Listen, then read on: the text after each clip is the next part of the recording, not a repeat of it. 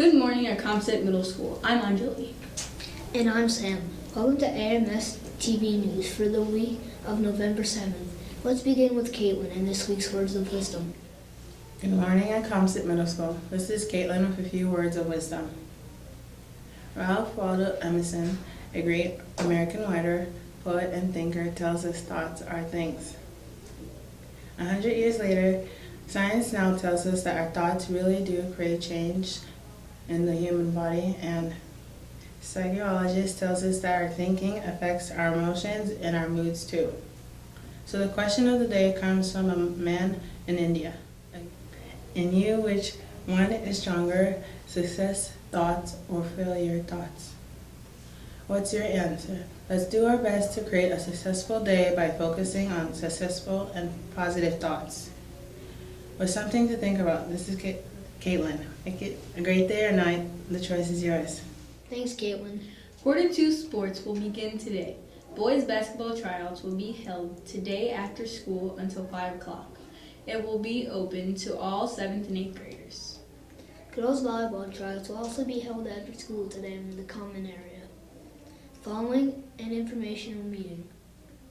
For more sports news, let's take it over to Coach Sheik and George from the cross-country team.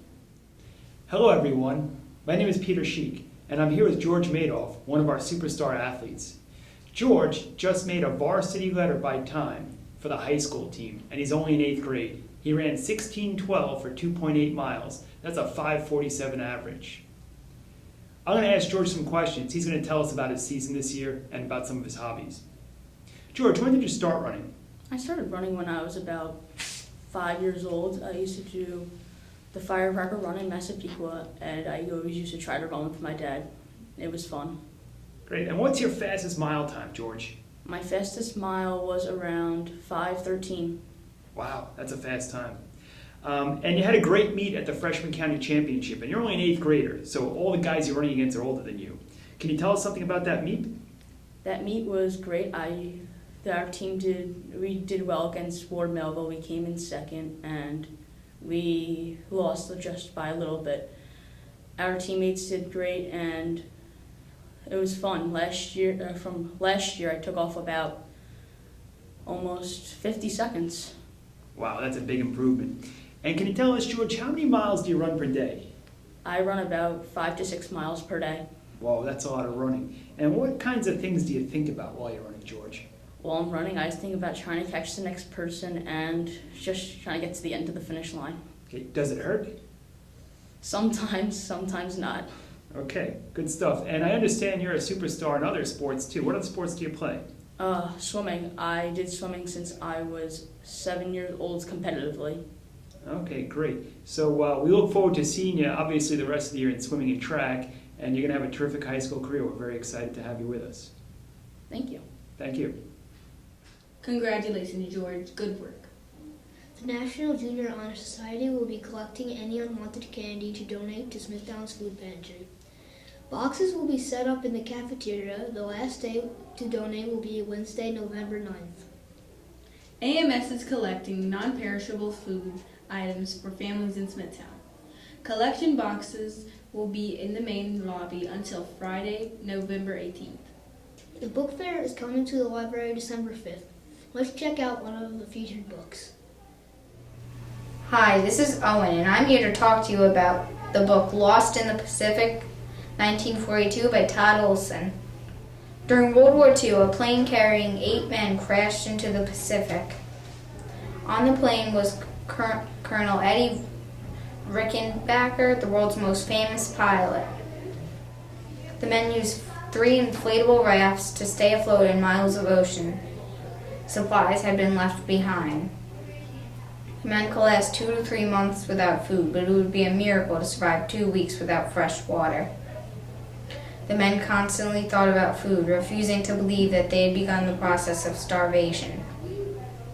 Days passed, and as spirits sank, each man realized the end was just a few hours away. Thanks. Please be sure to support the book fair. All money goes to buy great things for the library, the makerspace, and the digital media lab. Now let's take it over to Kira with this week's edition of Statistically Speaking.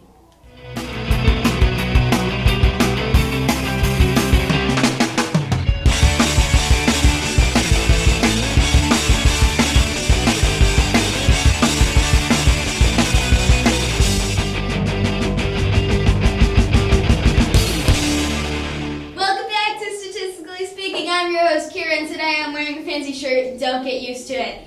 Today I'm here with Vanessa and Owen to talk about whether or not society's ideal body types are affecting eating disorders. So, Owen, do you want to explain why you don't think that society contributes to eating disorders?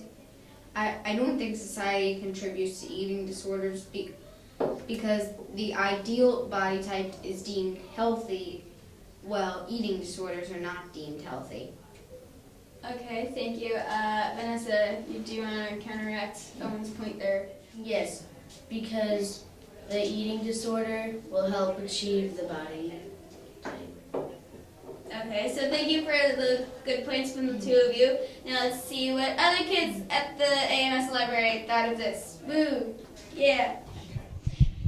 I'm here in the AMS library couch with Joey. Say hi. Hello. So Joey, do you think that society's body norms are contributing to eating disorders? Yes. And why? It's because when those people are looking like other people that are fit, it's like, oh, I could do that, but they're taking it to an extreme. Thank you for your point. I'm just gonna chill here on the couch. So yeah, I'm here in the AMS library with Brandon. Say hi. Hi. Okay, so Brandon, do you think that society's body types are contributing to eating disorders? Yes, because when you see a skinny person, you want to be skinny. Thank you. I'm here with Sarah. Hello. Hi. Okay, so Sarah, do you think that eating disorders are caused by society's body norms? No, I do not. And why? Well, because people don't really get sick by eating like healthy food. So if they don't really do that, like. Thank you. The results are in. Okay. Guys, I'm very excited because an old friend is coming back to the show. It's the 60 wins against 40%. So that means that Vanessa, you win. We're just shy of a tie. So congratulations, Vanessa. Make sure to tune in next week. And back to you, AMS TV News.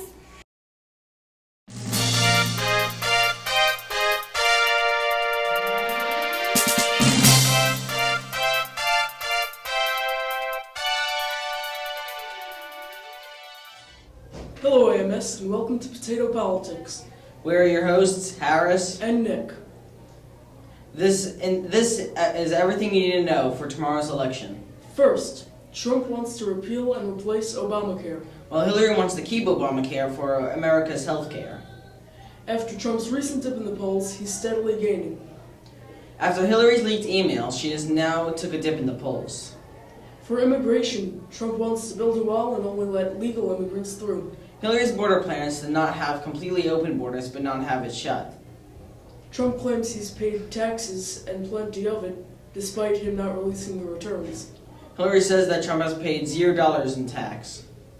Trump has 46 points in the polls. While Hillary Clinton has 45% and is trailing by 1%. Be sure to get out and vote. That is for adults, because kids can't vote yet. Thanks for watching Potato Politics.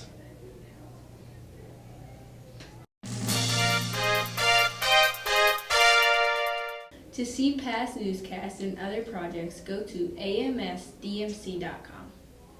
Also, remember to follow AMS on Twitter at SCSD_AMS. That's all for now. Thanks for watching the AMS TV News. Have a great week.